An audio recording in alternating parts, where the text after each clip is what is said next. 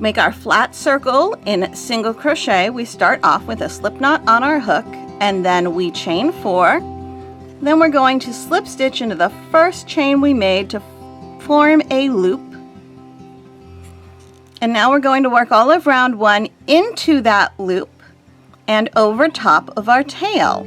So I'm going to chain 1, and now if you're using a stitch marker so that you can find where you join, this is where you want to put your stitch marker after the chain 1 at the beginning of every single round. Now that I've done that, I'm going to do 6 single crochet into my circle. I've got my 6 single crochet. I'm now going to slip stitch to the top of the first stitch I made, which is where that stitch marker is. I'm going to pull that tight. And that is the end of round 1, which may not look great, but that's because round 1 often looks a little messy at this point. For round 2, we chain 1, and this is where we move our stitch marker if we are using one.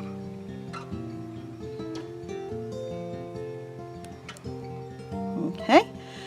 Now we're going to place 2 single crochet into each of the 6 stitches of the previous round.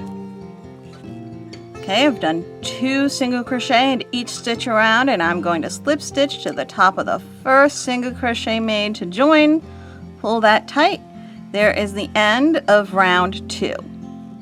Round 3, I chain 1, move my stitch marker. Now I'm going to count to 3 all the way around, and I'm going to put stitches 1 and 2 into the same stitch together, and then the rest of my count by itself. So 1, 2 together, and then number 3 is by itself. So let me show you that. We start with the very first stitch of the round. 1, 2 together, 3 is by itself. 1,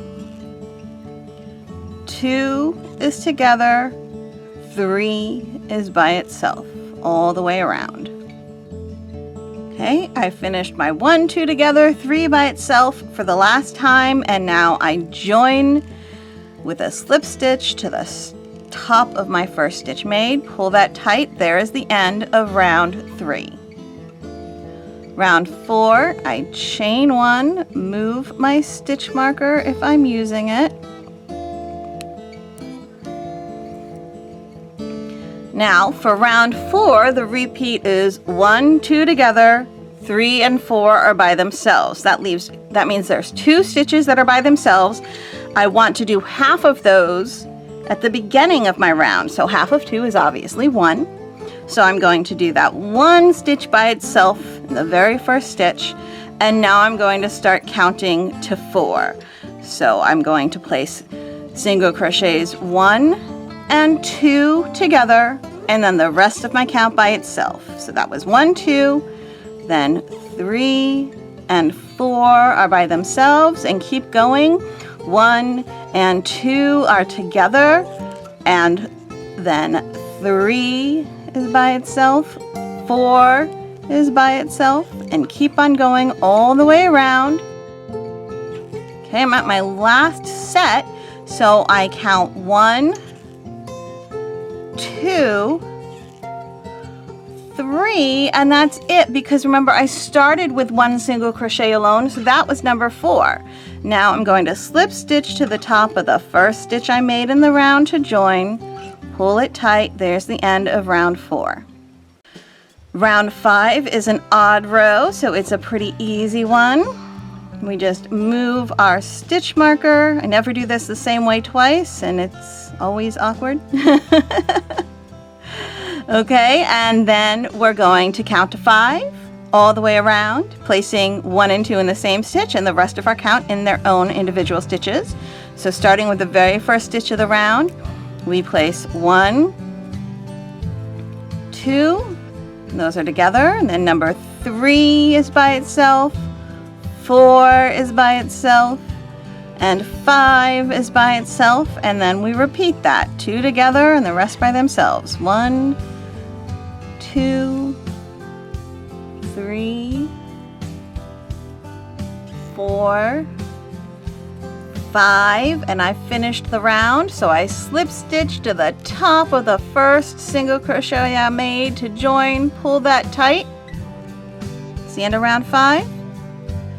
Round 6, I chain 1, and it is an even number round, which means I will have my first 2 stitches together, and then the remaining 4 will be done separately. I'm going to do half of those 4 to begin with. So half of 4 is 2, and that means I start off with 2 single crochets alone, which will be numbers 5 and 6 of my last repeat, right? So I have 2 single crochet by themselves, single crochet in the first stitch, single crochet in the next stitch. Now I'm going to start counting to 6. I'm going to place stitches 1 and 2 in the same stitch, single crochet 1, single crochet 2 in the same stitch, and then 3, 4, 5, and 6 are by themselves. 3, 4, 5, 6, and keep going around, knowing that your last repeat has been finished at the start of the round. So 2 in the next stitch, 1 single crochet, 2 single crochet, and then 4, 5, and 6 are by themselves. Go all the way around.